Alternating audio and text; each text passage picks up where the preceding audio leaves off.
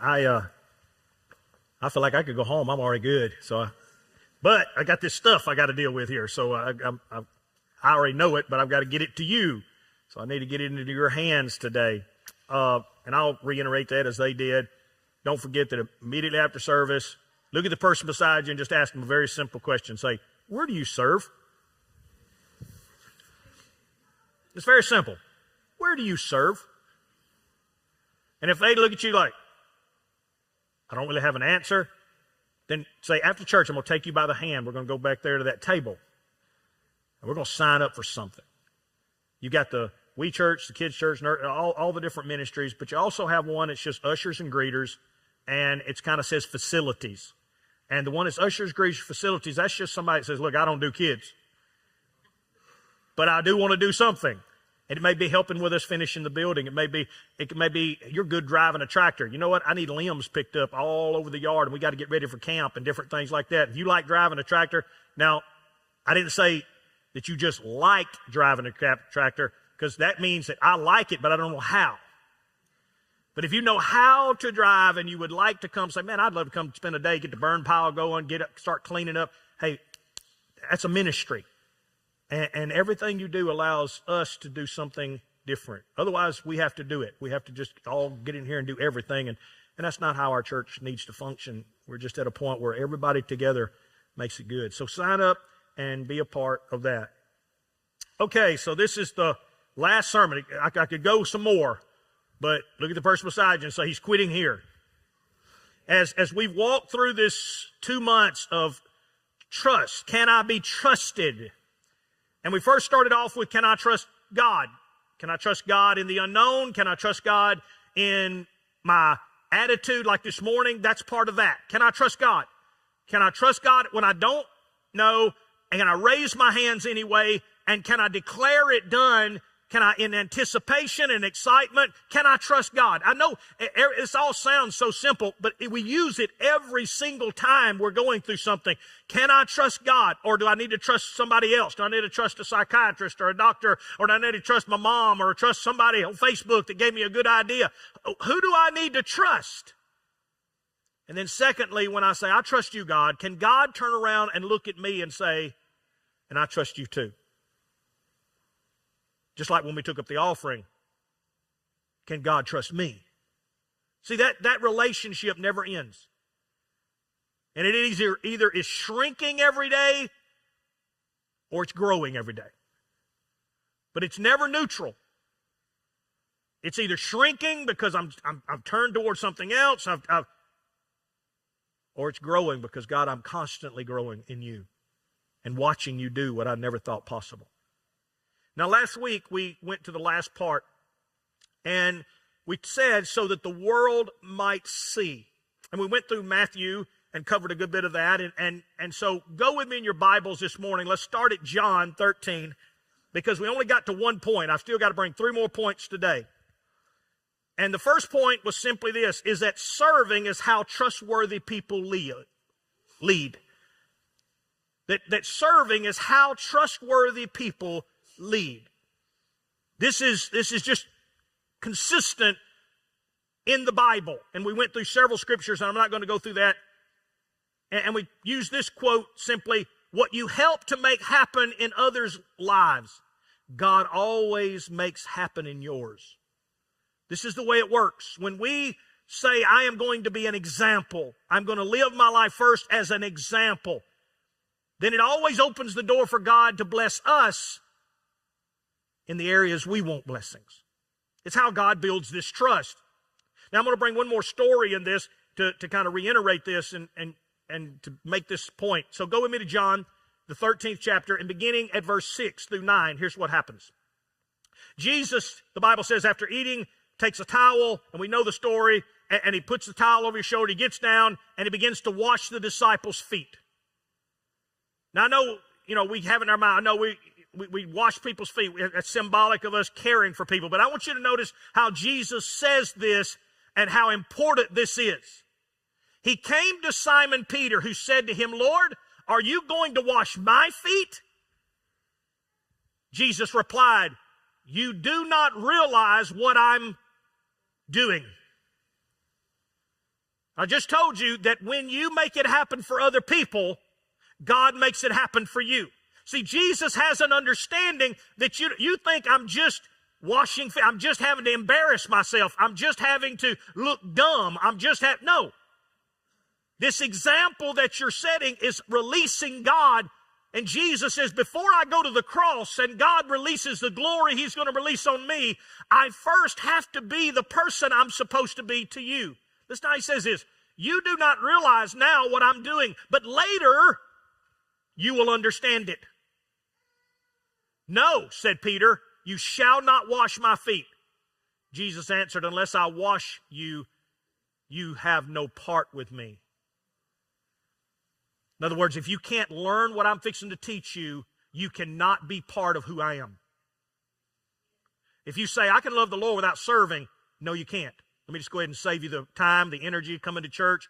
Just go ahead and buy you something you like and do it every Sunday, because you know what? You are wasting your time. And you're just going to get frustrated. You're going to quit me anyway. Because you can't sit here but so long and be useless. And Jesus knows this. And He's not being ugly to them. It's not being ugly. He's just saying the kingdom won't work that way. The kingdom of this world works that way. If you want to live in the kingdom of this world, it works on the context that I can lord over you. I'm the boss. I tell you what to do. That's the way the kingdom of this world works. And He says, in this world, you can function that way. But in my kingdom, you cannot have any part of my kingdom unless you function in this way. He says, Peter, I have to do this, or you can have no part of me. Verse 9. Then, Lord, Simon Peter, not just my feet, but my hands and my head as well. And Jesus tells him, no, Peter, if you've took a bath, you're good. It's not about trying to get physically washed. It's a spiritual thing that takes place in your life. Go with me to verse 12 and I'll show you what I mean. When He had finished washing their feet, He put on His clothes and returned to His place. What was His place? At the center of the table. At the head of the table. Do you understand what I have done for you? He asked them. Do you understand what I have done for you?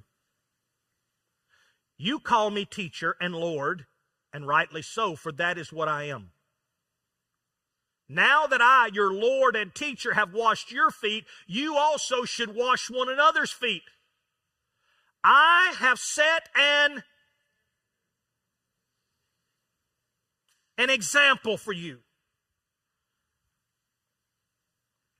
When a true servant is in your midst, he will always be in the mindset of trying to set an example for you. When we showed the pictures of me and others who are on staff now and doing different ministry, we once were kids. We once were children that somebody took the time to do a class. Somebody took time to teach us songs like Zacchaeus was a wee little man, and a wee little man was he. He climbed up in a sycamore tree for the Lord he wanted to see. And as the Lord passed by that day, He looked up in that tree and He said, Zacchaeus, you come down, because I'm going to your house today. I don't even know who taught me that, but somebody, somewhere in my life, did the motions, went through all the effort to say that Tim Lott needs to know this. And I'm going to teach that to him. And I have millions of those things that bubble up in me all the time. People who were examples. I have set you an example that you should do, not learn from. He said, Tim, it's not enough that you just learn what I did and you practice it yourself. He said, that you learn to do as I have done for you. You now are the one that is to be an example for someone else. I have set you this example. Very truly, I tell you, no servant, there's that word again, that servant is the key. No servant is greater than his master, nor is the messenger greater than the one who sent him. Now that you know these things, you will be blessed. Oh, now that I know them, I'll be blessed. What does it say? If you do them. Look at the person beside you and say, you being miserable is all up to you. You being unhappy, you barely being able to stay awake in church, you thinking Saturday night is what more important than Sunday morning, all that's up to you. If you do it, you'll find it.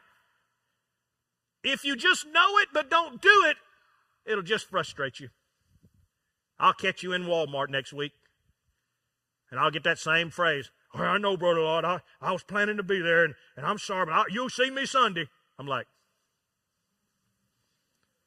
you know it. You just don't want to do it.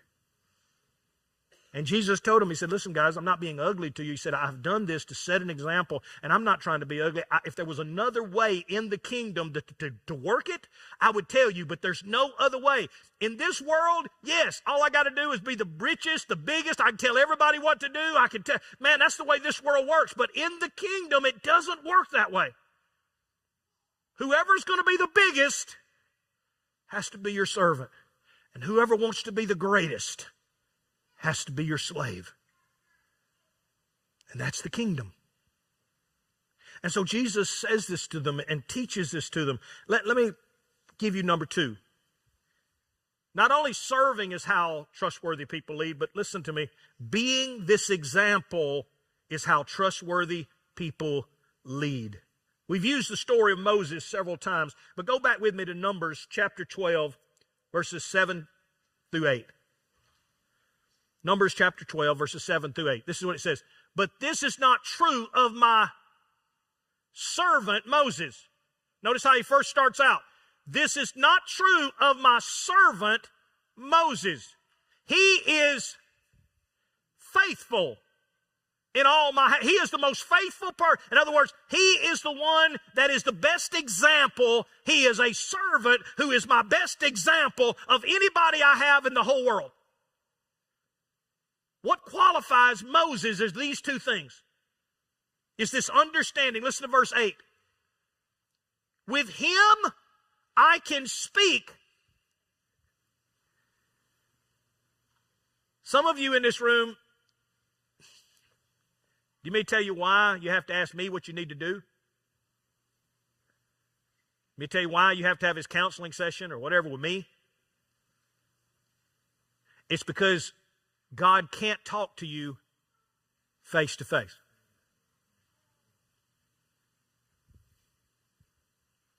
It's not like he's trying to hold out on you. You just can't hear him. You'll come to me and say, Brother Lott, I'm going through this and this and this. What do you think I need to do? Oh, well, you need to do this. I don't want to do that. Well, I know that. That's why God didn't tell it to you. And God is just the type person, in fact, since he knows you're not going to listen, he just don't say it. That's just the way God works. God only talks to people face to face. And if he can't talk to you face to face, he'll find somebody to tell it to you. And the only person he's going to talk to face are those who are his what? Servants, and those who in their servanthood are faithful. This is not complicated. I'm not like I'm trying to come up with some new theology. Look at the person beside you and say, this is not some new theology. You just probably never heard it before. You're probably not going to hear this preaching a whole lot. But this is just biblical. This is the way God operates. And he says, this is the way I do business. He says, with him I speak face to face, clearly, and not in riddles. Tim, build that. What? God, I don't know how. Just do it. So I turn around. Kirkland, build that. God said so. Chase, fix that. Tate, go do that. No. I'm right there in the middle.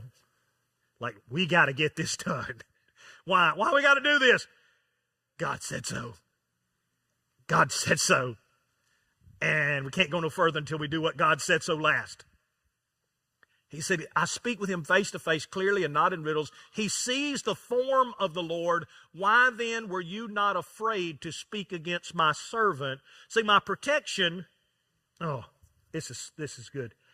my protection as a pastor comes from the fact that if you fight against me and all I'm doing is doing what God told me to do, then who are you fighting against? Now, don't get me wrong. There are guys that come up with their own what they want to do, and if you fight against them, you're probably going to get some headway. But if you find someone who all they're doing is just trying to do what God told them to do, they don't have an agenda. They don't have it ain't no Tim Lott Ministries. I'm not trying to retire on some big pension plan. There is no great strategy. I don't have a great strategy. I'm just getting up every day doing what the Lord says. When you do that, God says, why then were you not so careful to talk about my servant? Because my servant hasn't done anything but what I've told him to do.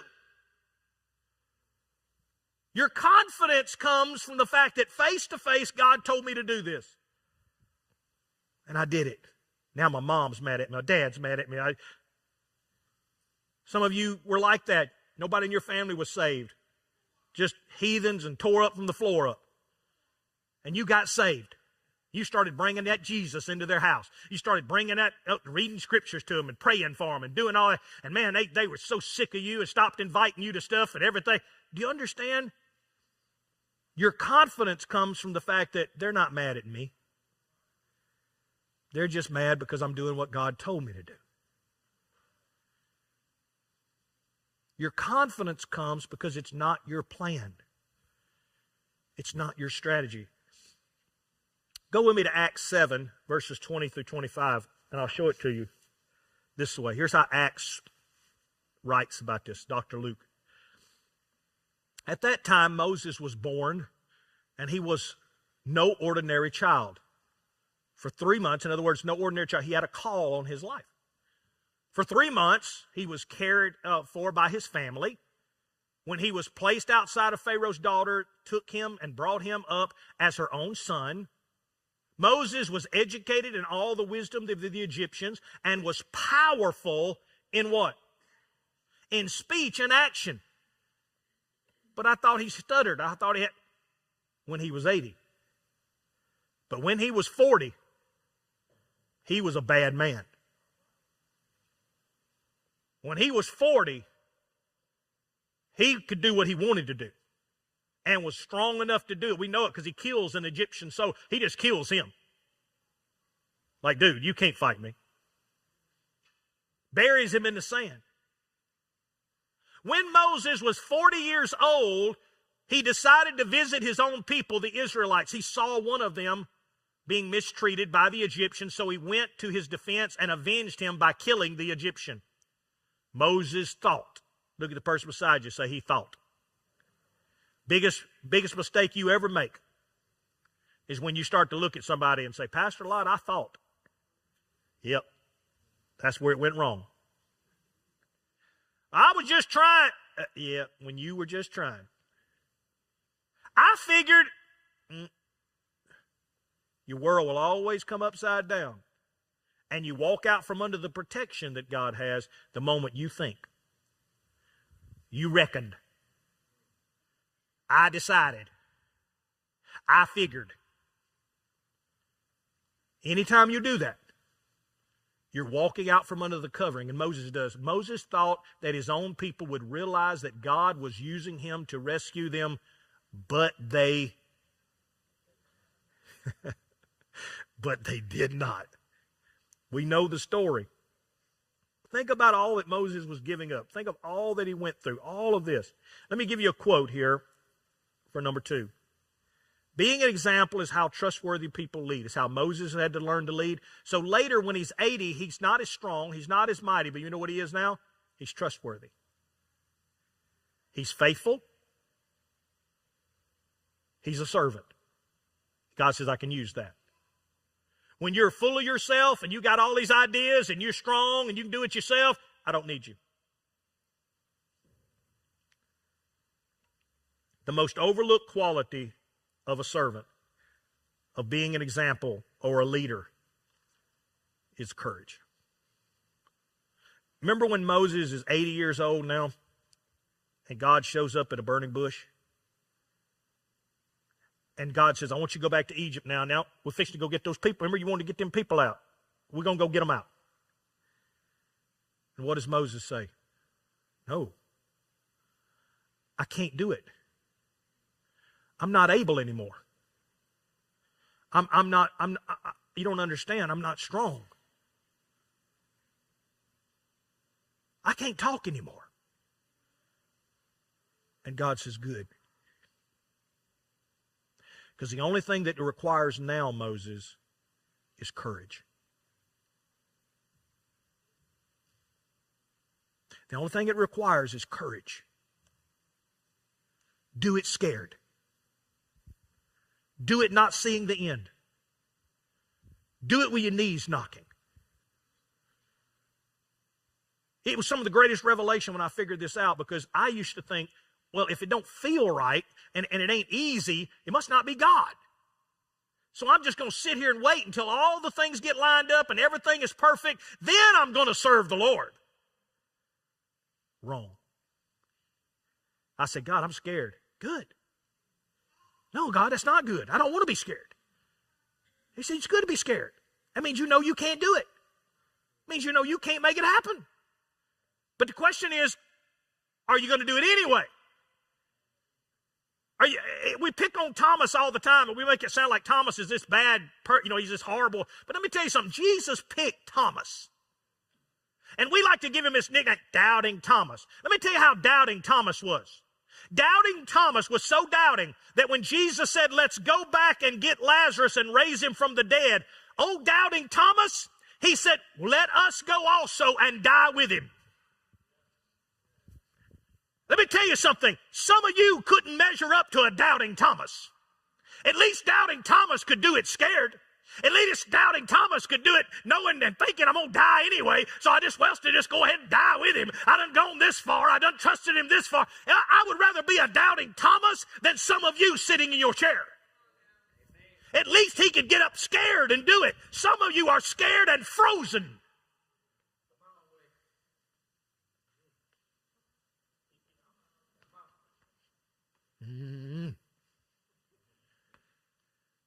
So number two, you're going to have to get the courage to realize that I have to be an example, but I'm not a good example. Be an example anyway. Get better at it. Do you think I'm the example now I was when I was on Bank Street? I went to the men's ministry thing yesterday and spoke. I hardly have to study it. I got years of information. Man, if I'd have been on Bank Street and somebody said I was going to go talk to 50 men, it wouldn't have been no sleep for a week. Oh, God. I don't know what to say. I got 3 different things. I don't know which one to talk about. Now I can walk in and pick a topic. Oh, I can talk 40 minutes on anything. And that didn't happen overnight, but he said, you did it scared, Tim. You used to preach scared. And I still am scared. I still get it. Every time I walk out, I'm like, God, you got to help me. Why? Because the level of people that I preach to now is so much higher than the level I used to preach to. I used to could preach on salvation every so often. Now all you rascals are saved, most of you. If you're not, that's just pitiful. Sit here in this church and not get saved. I mean, you need to have an IQ test for sure.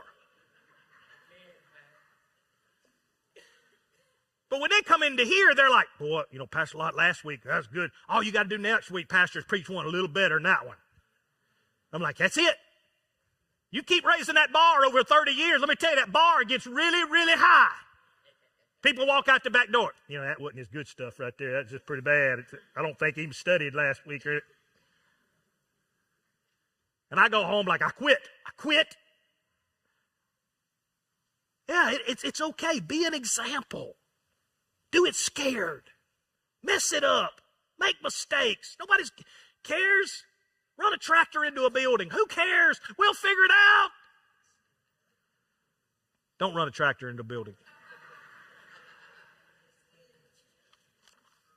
Remember, if you cannot drive a tractor, do not do it. Number 3.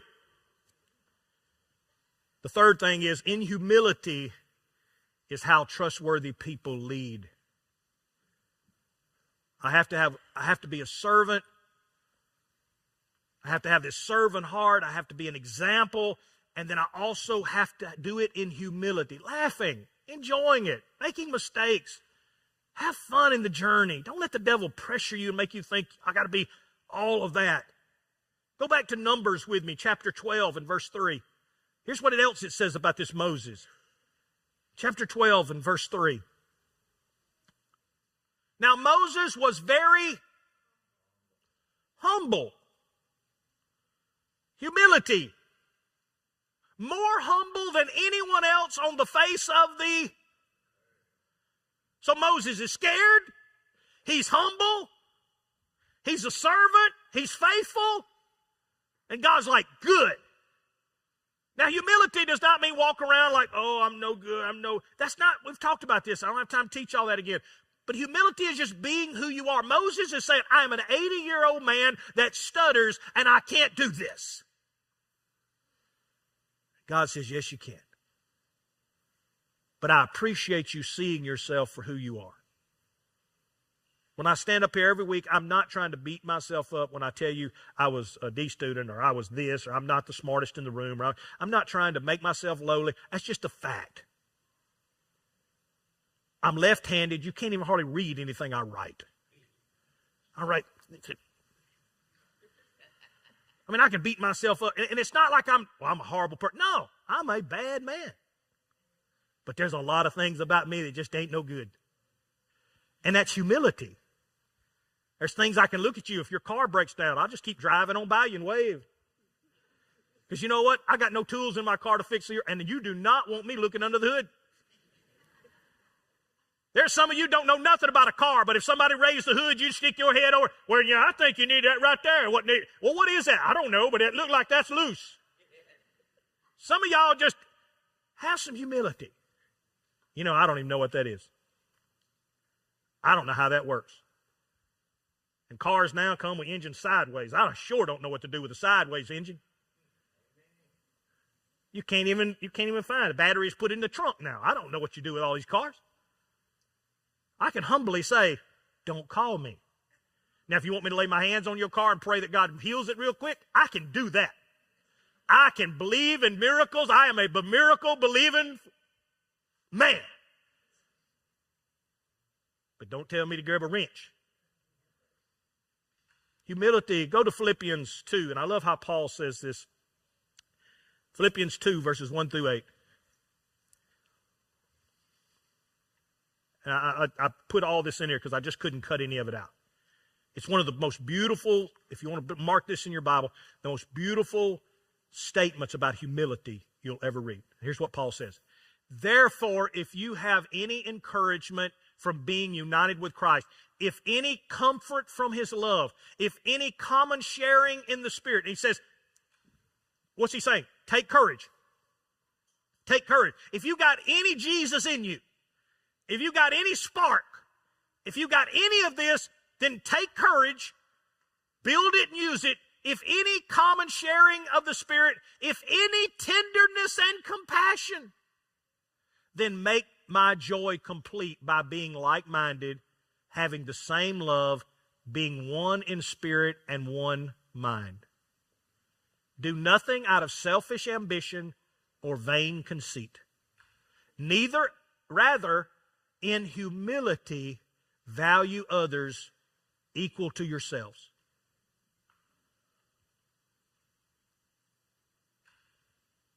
Value others more than yourself. I just want to make sure I don't change the Bible on you. Not looking for your own interests. If it's for you, it's not God. If it benefits you, it's not for His glory. Not looking for your own interest, but each of you to the interest of others. In your relationships with one another, have the same mindset as Jesus Christ. And we just saw Jesus, who washed his disciples' feet, died on the cross. He said, I didn't do it for me. Jesus could have died on the cross without washing their feet. But he said, listen, I want to be the best example I can be. I want to be as humble as I can be. Here's what he says. In your relationships with one another, have the same mindset as Christ, who being in the very nature of God, did not consider equality to God to be something used for his own. He said, I don't use it for my own advantage. Rather, he made himself nothing by taking the very nature of a servant and being made in human likeness. He, being found in appearance as a man, it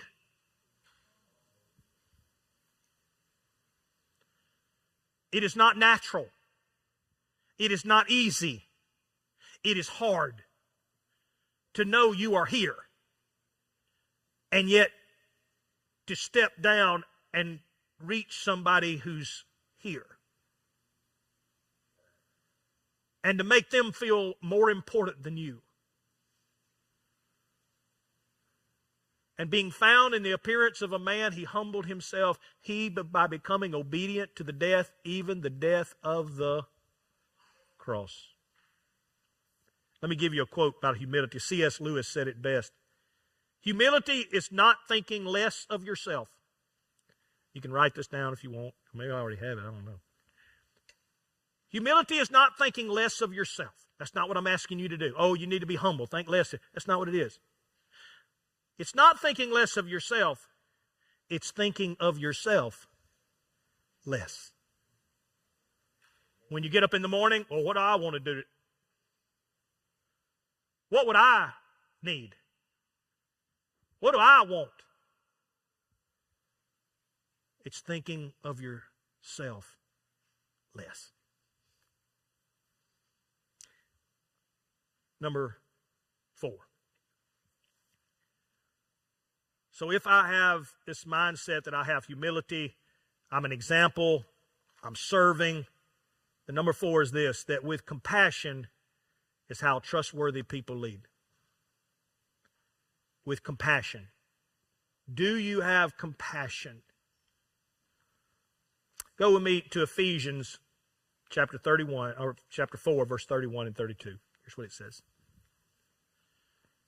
Get rid of all bitterness, rage, anger, brawling, slander, along with every form of malice. The world would be a better place. You just did that. But if you do, you got to replace it. If I create this hole in me, if I'm not going to be mad at people, I'm not going to be upset with people, I'm not going to be, then what do I replace it with? Here's what he says. Be kind and compassionate to one another, forgiving each other just as Christ has forgave. So in my life, I can't just look and say, I'm just not going to be angry with you anymore. I can't do that. You can't just say, I'm just not mad. You know, you look at somebody and they look mad, and you're like, you all right? I'm fine. You don't look fine. I'm not mad. Well, if you're not mad, then let me give you the answer for what you are. You're empty. I'm not mad. Okay. But you're just empty. God says you won't last long on empty. Change your rage, the malice. Boy, I hope they get theirs. Whatever it might be. And transition it and turn it into kindness and compassionate. Fill it up with what can I do for them? How can I try? Jesus used this beautiful illustration this way. He said, when you throw a party, throw it this way. Don't invite none of your friends. Boy, that'd mess some of y'all up right off. Because that's the only people you hang out with. Don't invite your friends. Invite people who can't pay you back. Invite people who don't have the ability to run with you. And throw a party and have it with them. What's he saying? Instead of looking at people like, well, they just ain't like us. They just don't run with us. They just not.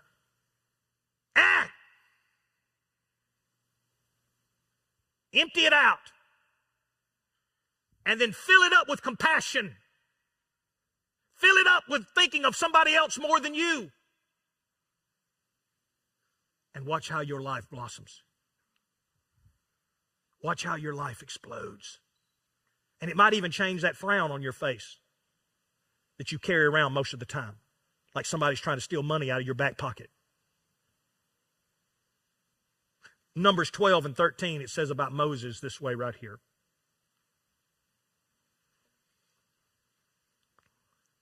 Moses cried out to the Lord, please, God, heal her. This is after Miriam had talked about him, had told him when he had married another woman, and she was stirring up people all over the group and creating. She was on Facebook and Instagram, and she was talking to people, and she was saying things like, now look, I don't mean anything bad by this, but I'm just saying. I'm not talking about anybody but. Truth is truth. And after Moses had sit there and heard that and was like, really? Really? You're my sister. Really? You were in Egypt in bondage. Really? Moses never said anything until she cried out and said, I need help. Moses turned toward the God he talked to face. And he said, Lord, don't put this on her. Heal her. Just heal her. He didn't say, hey, heal her halfway, because at least that would remind her all the stuff. No. Just heal her. Do you know what she said about you? Yeah. You know all the junk she stirred? Yeah, I do. But if you ever lose compassion, you'll lose one of the greatest qualities you ever possess. What makes me Pastor Lott is not my knowledge, not my ability, not my greatest quality. Is that I can forget what anybody has done, said. Me and Ronnie will talk about this sometime and joke that I just don't remember stuff. And I know some of you may think, that ain't true. It is. Compassionate people have the ability to empty themselves of all the junk. And they stay empty until they decide to fill it up with compassion. Some of you just keep letting it stir like a pot. You have to first empty it. You got to wash it out. Say, God, just whatever's happened, happened. But just let it go. Somebody brings it up, you're like, I don't even remember that. I don't even remember the detail. I don't care. I hope that God blesses them.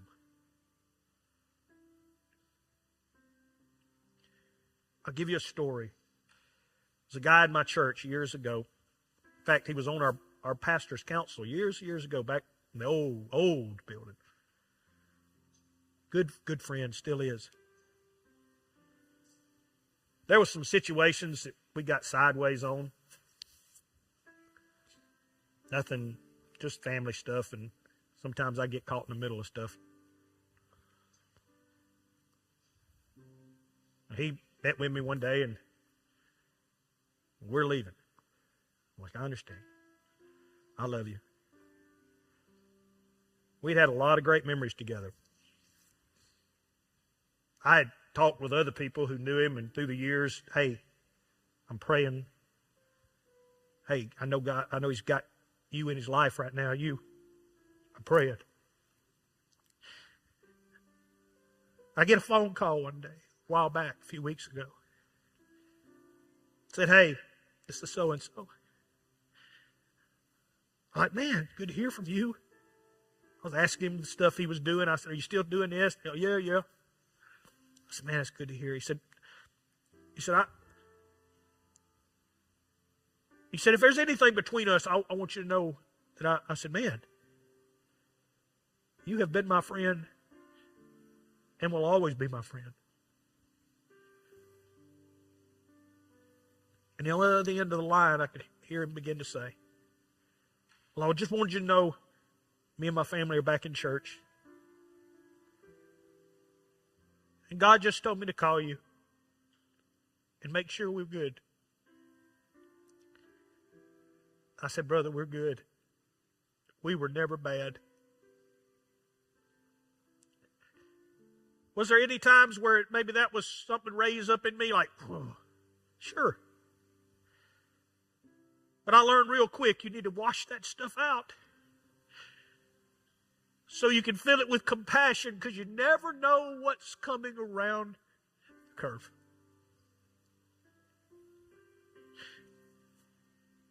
There's a quote, and I'll give you, helps me in this. It goes like this, if they have it. Compassion costs. It's easy enough to argue. It's easy enough to criticize. It's easy enough to condemn. But redemption is costly. And comfort draws from the deep. Brains can argue, but it takes a heart to comfort someone.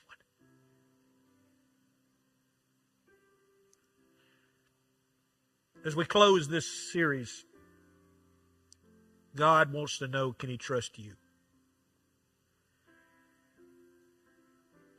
I know we have to answer, God, can I trust you? Hopefully you've settled that. But where it really gets to rolling is when God can look down and say, can I talk to you face to face? Can I give you an assignment, and even though I know you're scared, can you trust me? Even when I know you feel like you can't do it, will you step out and do it anyway? Will you serve? Because serving is how everybody knows who you are. Serving is how I tell the world that I'm real. Look at all the other religions in the world. We are the only one that wins the world by giving ourselves away. We don't demand and we don't take. We were born to serve, to love, to care. It doesn't mean we put ourselves and do crazy things to put ourselves where somebody can hurt us. That's not what I'm talking. But it means when I have opportunity to do good, well, they don't even deserve it, even better. That's even better. Because that means God owes me now. And I'm going to tell you something about my God. He does not like having a debt. He will not go long by looking at your record and say, you know what, I owe Tim a lot. Look at what Tim been giving away. Somebody better open up them doors back there, and somebody needs to open up them windows, and we got to make sure Tim, because I am not going to be in debt to Tim Lott. Will you stand?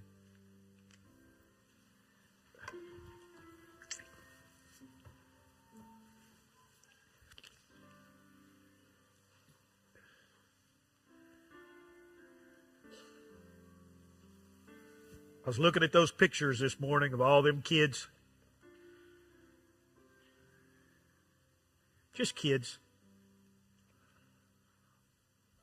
Some of them are going to grow up to be pastors and pastors' wives.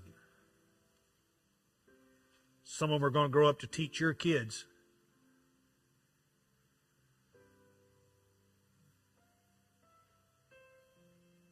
And I wish I could look at you and say, man, we got enough. We got more than enough people.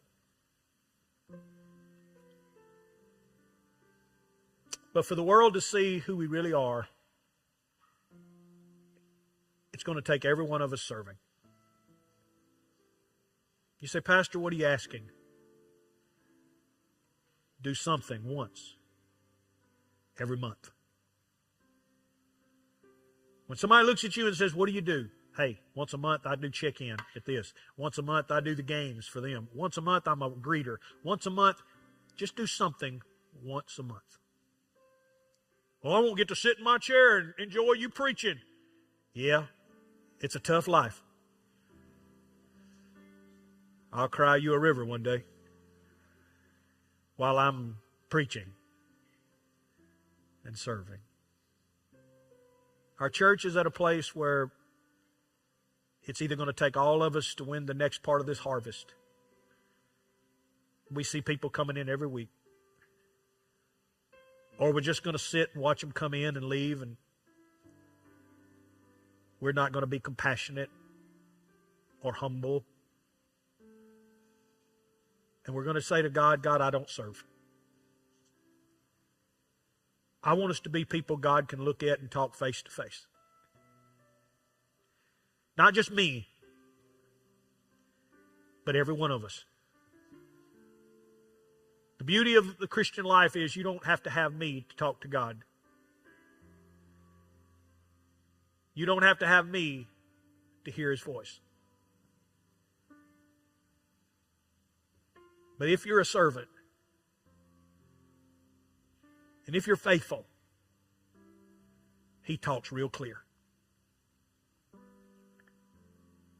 I hope that you'll decide to be part of this journey that we're on. And a year from now, when some of these little buildings are finished and we're greeting people and we smile and we watch people come in, we never thought we could smile and say, look what our team is doing. That's what I texted the men yesterday. We had 50 men and we got to eat breakfast, and I spoke to them. They were saying, oh, great word, great this, great, boy, we did. And I just text back, great team, guys.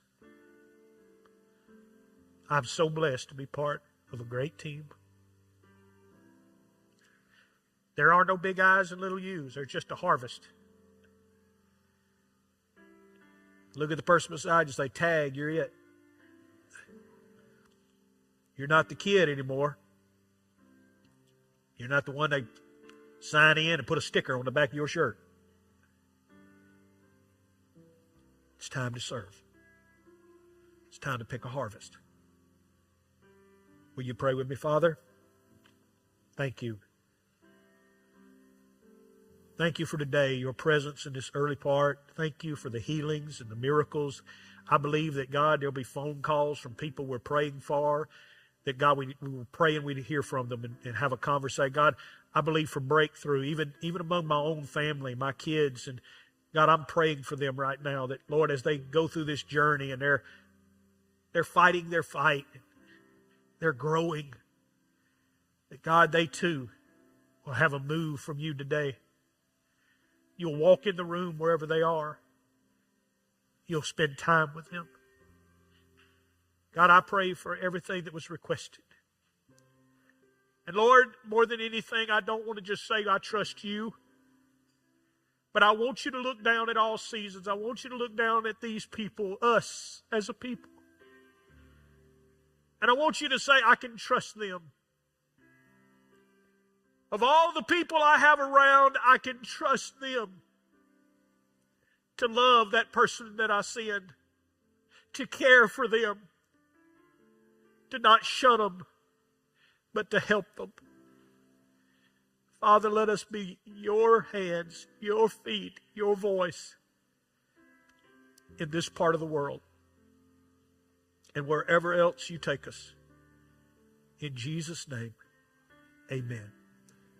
Hey, go give that devil fits. Don't forget to sign